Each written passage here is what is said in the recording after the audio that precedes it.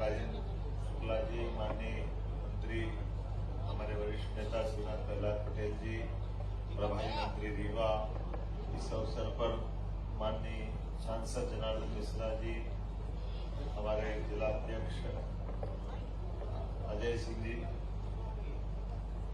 Regional industry conclave Rewa के अंदर आज जैसे कि उम्मीद थी, मुझे इस बात का संतोष है कि जिस प्रकार से माहौल बना रीवा में, पहली बार रीजनल इंडस्ट्री कॉन्क्लेव करने का मौका मिला, जिसके माध्यम से हमारे रीवा अंचल में, रीवा, सीधी, सिंगरौली, पूरे संभाग सतना औद्योगिक क्रांति की दिशा में ये एक बहुत बड़ा कदम था और इसका रिस्पांस भी क्षेत्र से उतना ही अच्छा आया। हमारी उम्मीद से बढ़कर के पंजीयन हुए हैं और पंजीयन भी कितने हुए हैं अंदाज लगा सकते हैं इस बात का कि निवेशकों और हमारे उद्योगपतियों का जो उत्साह है, लगभग 4000 से अधिक प्रतिभागियों ने भागीदारी की है। हमारा सभागार छोटा पड़ गया, कई इंडस्ट्रिस्ट हैं जिनकी इंडस्ट्रियों का भूमि पूजन हुआ, उनके इंडस्ट्रियों के जिनके छोटी इंडस्ट्रियां थी तो हमको अपने बिठाने की जगह कम पड़ रही है, लेकिन उसके बाद भी लोगों का उत्साह कम नहीं हुआ। और न केवल हमारे रीवा अंचल के बल्कि पूरे प्रदेश के अलावा मैं आपको बताना चाहूंगा कि 10 से ज्यादा राज्यों के निवेशकों ने इसमें सहभागिता की है। 300 से अधिक बायर सेलर मीटिंग हुई है, 150 से अधिक अति विशिष्ट, एक तरह से हमारे बिजनेस के विशिष्ट अतिथियों ने भागीदारी की, जिनमें खासकर अधिकांश खनन खरीद में भी सीमेंट, नवकरणीय ऊर्जा, डोलामाइट, ग्रेफाइट और अलग अलग प्रकार के हमारे लोहा अयस्क से लेकर के एल्यूमिनियम तक कई प्रकार के जो इंडस्ट्री लगाने की संभावना वाले लोग भी हैं और उत्खनन वाले लोग भी। नवकरणीय ऊर्जा, कृषि, खाद्य प्रसंस्करण और टूरिज्म के सेक्टर के उद्योगपति भी हैं जिन्होंने इसमें अपनी रुचि दिखाई है। उद्योगपतियों द्वारा भी अपने अनुभव साझा किए गए और जो उद्योगपति आए जिन्होंने कहा कि हमारी मध्य प्रदेश की जो औद्योगिक नीति है वो सर्वाधिक आकर्षक है और उसकी आकर्षक होने के कारण से वो सब अपने निवेश को लगाने के लिए बड़े पैमाने पे इच्छुक हुए हैं। जो 20 से अधिक उद्योगपतियों और उद्योग संगठनों के साथ 1-to-1 की मीटिंग की गई थी और जो बड़े निवेशक हैं, जैसे आपकी जानकारी में भी है, हमारे पतंजलि ग्रुप के बालकृष्ण जी, डालमिया सीमेंट से पुनीत डालमिया, हमारे सिद्धार्थ इंफ्राटेक ग्रीनको से बी नरसिम्हा राव जी, रिलायंस से हरित त्रिपाठी जी, बीपीएल, अडानी, नरेश गोयल, रामा ग्रुप, ऐसे कई बड़े ग्रुप भी हमारे साथ आ जाकर के अपने इस आयोजन में हिस्सा हमने लिया है।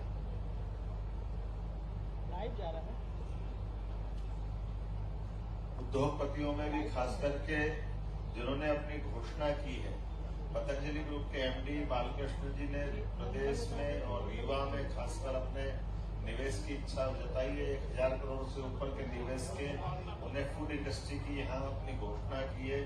साथ ही साथ उन्होंने कहा कि ये फूड इंडस्ट्री न केवल हमारे लिए इंडस्ट्री का रूप में काम करेगी, बल्कि बड़े पैमाने पे कृषि के कृषकों के लिए जो हमारी फसल के चक्रीय क्रम में लोग अपनी फसल से ज्यादा आय निकाले, इस दिशा में काम करेंगे। और साथ ही साथ उन्होंने जो 2 दिन पहले उज्जैन के लिए समस्त में साधु संतों को निर्माण की हमने जो भूमि देने की बात कही है, उस भूमि में भी उन्होंने कहा मैं वेलनेस सेंटर वहां डाल करके भी अपना आयुर्वेद का उसका एक बड़ा सेंटर बनाएंगे। मुझे इस बात की प्रसन्नता है कि डालमिया ग्रुप के पुनीत डालमिया ने भी 4 मिलियन टन क्लिंकर और सीमेंट फैक्ट्री की घोषणा की है, जिसमें लगभग 3000 करोड़ से ज्यादा का निवेश होगा। और उन्होंने कहा कि ये जो हमारा निवेश यहाँ होने वाला है, ये प्लांट दुनिया का अद्वितीय आकर्षक होगा, जिसमें 100% अक्षय ऊर्जा का उपयोग करने का उन्होंने प्लान बनाया है। इसी के साथ साथ रामा ग्रुप के नरेश गोयल द्वारा फर्नीचर सेक्टर में सतना के अंदर 500 करोड़ का निवेश का प्रस्ताव दिया है। सूक्ष्म, लघु एवं मध्यम उद्योग अर्थात एमएसएमई एमएसएमई और स्टार्टअप, माइनिंग, पर्यटन, कुटीर उद्योग, इस विषय पर सेमिनार सेक्टरल सत्र हुआ। नवकरणीय ऊर्जा के लिए राउंड टेबल चर्चा आयोजित की गई, जिसमें सोलर एनर्जी और उनके उद्योगपतियों ने इसको बढ़ावा देने के लिए बात की है। एमपी औद्योगिक विकास निगम, एमपी आईडीसी और नगर निगम के बीच एक एमओयू हुआ है, ताकि हमारे बीच औद्योगिक निवेश क्षेत्र में जल की आपूर्ति हो और नगर निगम और इंडस्ट्रियल बेल्ट में परस्पर इसका आदान प्रदान किया गया। मध्य प्रदेश टूरिज्म बोर्ड और एकेएस यूनिवर्सिटी सतना के मध्य एमओयू किया गया, जिसके माध्यम से हमारे रोजगार पर विभिन्न प्रकार के कोर्स के संचालन के लिए, इंटर्नशिप के लिए और स्वरोजगार को बढ़ावा देने के लिए इसका ये अपना एक परस्पर विश्वविद्यालय की भूमिका रहेगी। रीजनल इंडस्ट्री कॉन्क्लेव रीवा में 85 इकाइयों के आशय पत्र जारी किए गए, जिसमें 146 एकड़ भूमि आवंटित की गई है, जिसमें 918 करोड़ से अधिक के पूंजी निवेश एवं 3,350 से अधिक लोगों को रोजगार दिए जाएंगे। कुल मिलाकर के भूमि पूजन और लोकार्पण जो प्रदेश भर में भी हुए हैं और रीवा में भी हुए हैं, ऐसे सभी 21 से ज्यादा इकाइयों के भूमि पूजन लोकार्पण रीजनल इंडस्ट्री कॉन्क्लेव में किए गए, जिसमें अकेले रीवा में 9 इकाइयां क्षेत्रीय कार्यालय के माध्यम से आती है, जिसमें 2,680 करोड़ से अधिक के निवेश के प्रस्ताव और 1,830 के अधिक रोजगार होंगे। जो रोजगार परक इंडस्ट्रियों के भूमि पूजन लोकार्पण है, लेकिन आज जो इंडस्ट्री कॉन्क्लेव की गई है, इस इंडस्ट्री कॉन्क्लेव में जो प्रस्ताव आए, मुझे इस बात की प्रसन्नता है कि आमतौर पर इतने बड़े पैमाने पे प्रस्ताव आना, ये हमारी कॉन्क्लेव की सफलता बताएगी।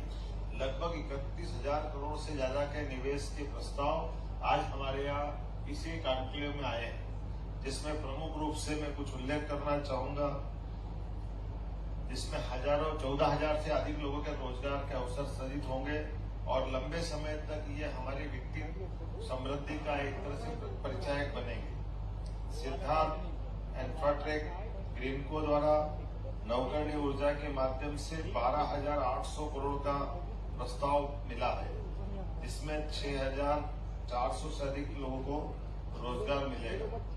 ऋत्विक प्रोजेक्ट प्राइवेट लिमिटेड पन्ना का यह प्रोजेक्ट मिला, जिसमें नवकरणीय ऊर्जा के माध्यम से 4,000 करोड़ के नए प्रस्ताव प्राप्त हुए। इसमें 2,400 से ज्यादा लोगों को रोजगार मिलेगा।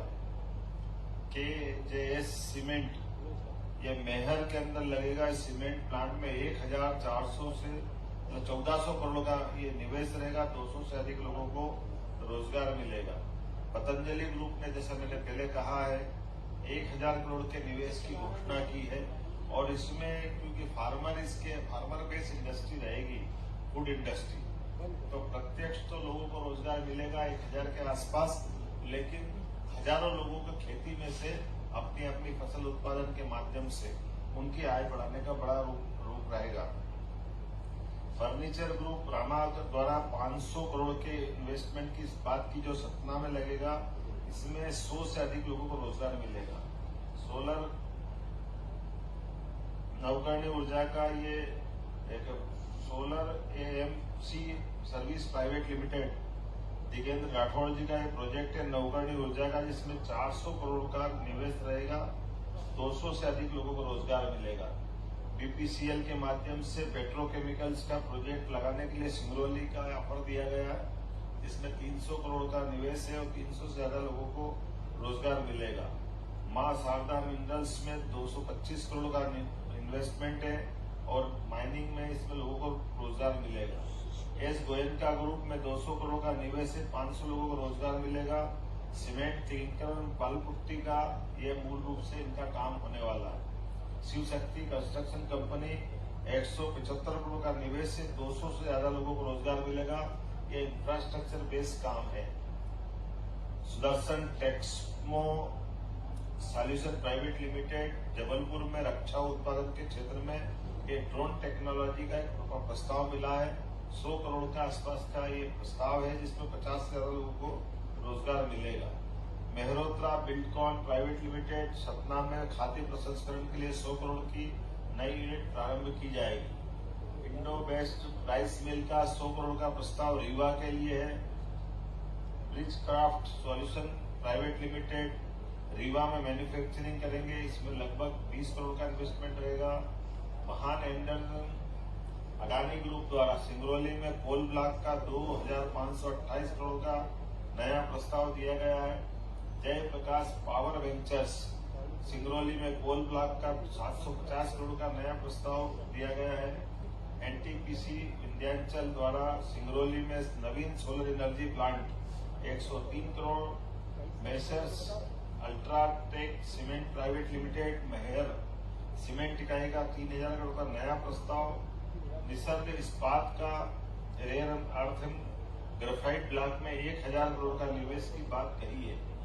ऐसे अलग अलग छोटे छोटे 2, 5, 10, 1, 4, 6 ऐसे कई प्रस्ताव तो अभी हमने इसमें गिनती में नहीं लिए, क्योंकि वो बड़ी संख्या में कुल मिलाकर के हमारे लगभग 31,000 करोड़ से ज्यादा के प्रस्ताव जो पूर्ण रूप से आज संपन्न हुए हैं। मैं उम्मीद करता हूं कि जिस प्रकार से उद्योग विभाग, एमएसएमई, खनिज, अन्य सेक्टर में मिलकर के प्रस्ताव आए हैं, ये न केवल मध्य प्रदेश की हमारी औद्योगिक निवेश की इकाई का एक नया ताकत का रूप बन के निकलेगी, बल्कि विंध्य के क्षेत्र को अपनी एक नई पहचान बनाएगी। ये रीजनल इंडस्ट्री कॉन्क्लेव का क्रम जो हमने पहले से डिसाइड किया आज 5वें नंबर का था, और इसकी खास बात यही रही है कि पहली बार होने वाली इंडस्ट्री कॉन्क्लेव में भी जिस ढंग से रिस्पांस आया है, ये रिस्पांस बताता है कि ये बार बार की और ऐसी आने का अवसर पर दोबारा भी हम इस प्रकार से इस क्रम को जारी रखेंगे।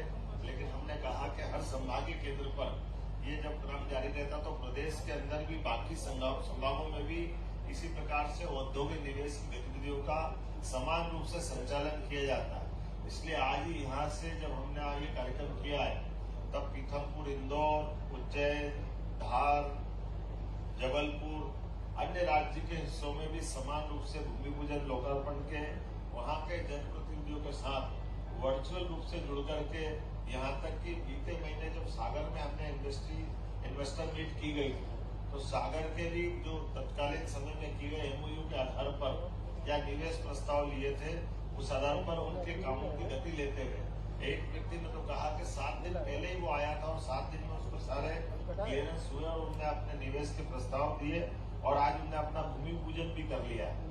ये बदलते दौर का समय है। यशस्वी प्रधानमंत्री के नेतृत्व में इसी प्रकार से लगातार आगे बढ़ने की जरूरत है।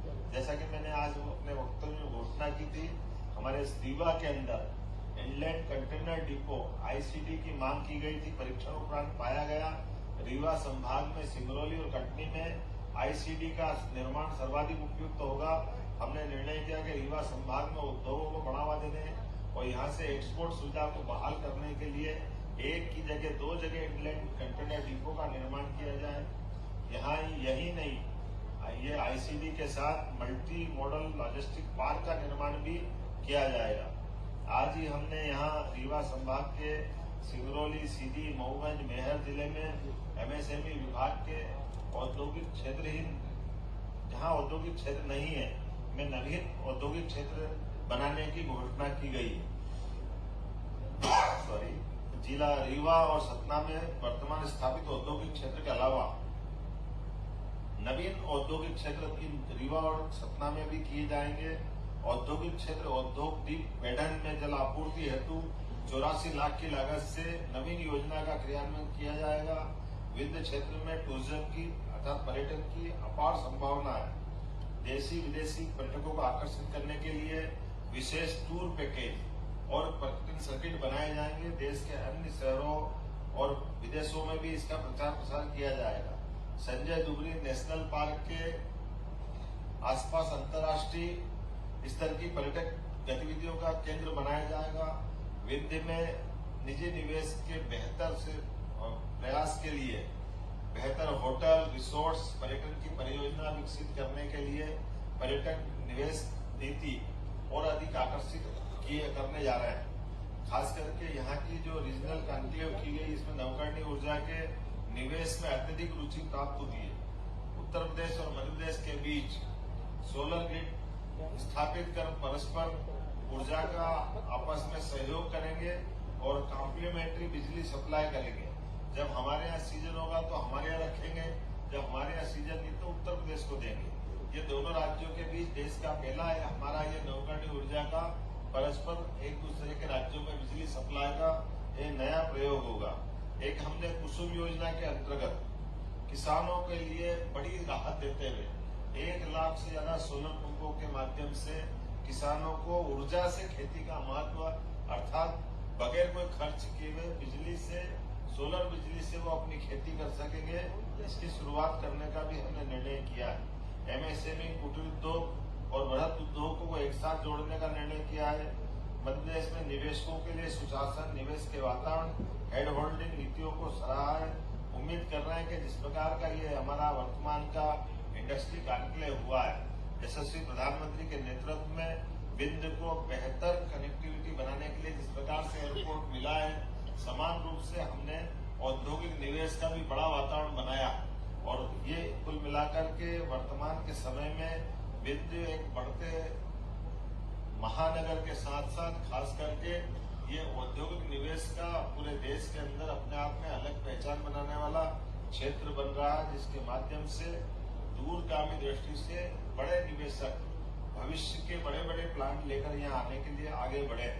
मैं उम्मीद कर रहा हूँ कि जिस प्रकार से मध्य प्रदेश में पूरे देश के उद्योगपतियों को आकर्षित किया है, विंध्य में भी उनकी इच्छा दिखाना, निवेश के प्रस्ताव देना, ये हमारी अपनी उस भावना को पुष्ट करने के लिए है, जिसके लिए मध्य प्रदेश में वर्तमान में वातावरण बना हुआ है। एक बार फिर मैं आपकी इस प्रेस कॉन्फ्रेंस के माध्यम से सभी उद्योगपतियों को, सभी निवेशकों को धन्यवाद ज्ञापित करता हूं जिन्होंने इस सम्मेलन में भाग लिया। राज्य सरकार उद्योगपतियों और निवेशकों के साथ मध्य प्रदेश की जनता, खास करके हमारे युवा मित्रों के लिए जो हमारे आईटी के सेक्टर में भी आना चाहते हैं, हमने हर सेक्टर में युवाओं को महत्व देने के लिए, गरीबों को काम दिलाने के लिए, बौद्धिक क्षमता का अपने मध्य प्रदेश में उपयोग करने के लिए इंडस्ट्री कॉन्क्लेव की श्रृंखला प्रारंभ की है। इस माध्यम से ब्रेन ड्रेन की जो समस्या आती है कि हम अपने स्किल लेबर और बौद्धिक क्षमता वाले उच्च शिक्षा प्राप्त विद्यार्थियों को किसी और राज्य में जाना पड़े, उससे बचाते हुए हमारे प्रदेश में उनकी क्षमता का उपयोग हो। जैसे खास करके यहाँ आज ही हमने एक आईटी पार्क का भी भूमि पूजन किया है। इस आईटी पार्क के माध्यम से विंध्य में पहली बार आईटी पार्क बनेगा और न केवल आईटी पार्क बनेगा बल्कि पूरे क्षेत्र के 10 मंजिला नया भवन बनाना, यह हाईराइज बिल्डिंग की कल्पना को साकार करेगा। हाईराइज बिल्डिंग के माध्यम से इंफ्रास्ट्रक्चर के लिए एक नया दरवाजा खुलेगा। एक एक करके ऐसे कई काम हमारे द्वारा किए जा रहा है, जिसके माध्यम से हमारे क्षेत्र के युवाओं को काम मिले, विकास का नया पैमाना बने और हम सब मिलकर के मध्य प्रदेश को यशस्वी प्रधानमंत्री के नेतृत्व में डबल इंजन की सरकार के साथ आगे बढ़ा पाए। एक बार फिर मैं आप सबको धन्यवाद देता हूं।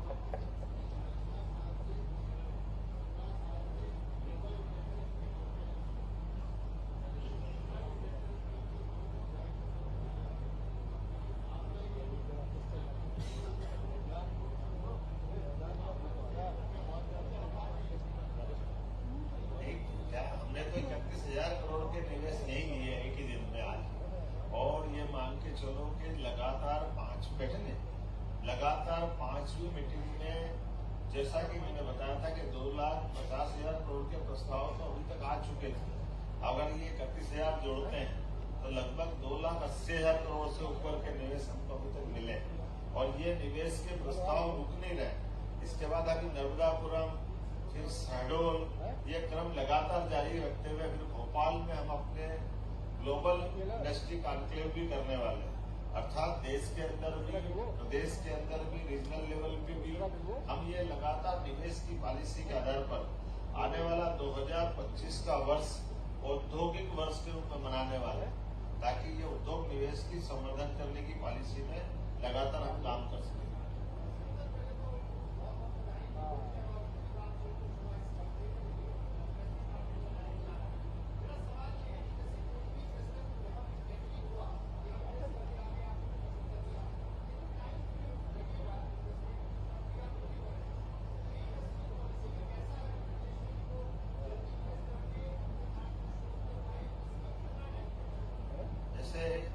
दो तरह की बातें हैं।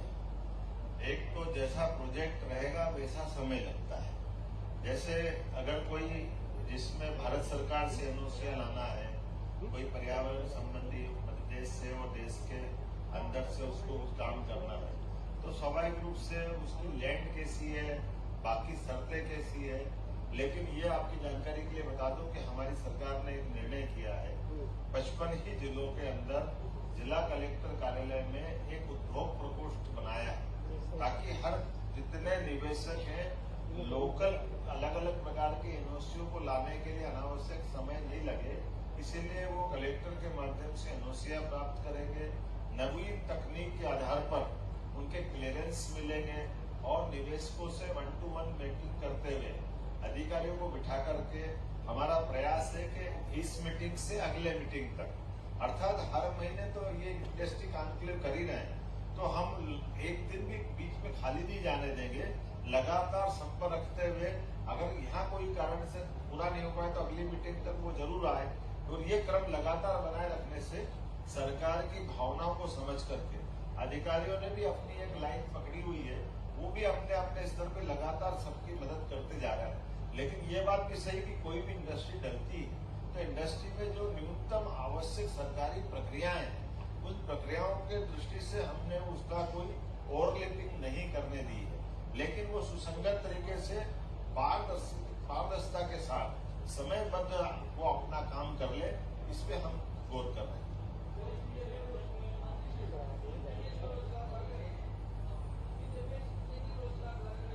एक तो लाइट बहुत आ रही है, मेरे को आपका थोड़ा चेहरा कर दीजिए। चलिए कोई बात नहीं, मेरा निवेदन है, आज अपन ने काफी बात कर ली, बहुत बहुत धन्यवाद।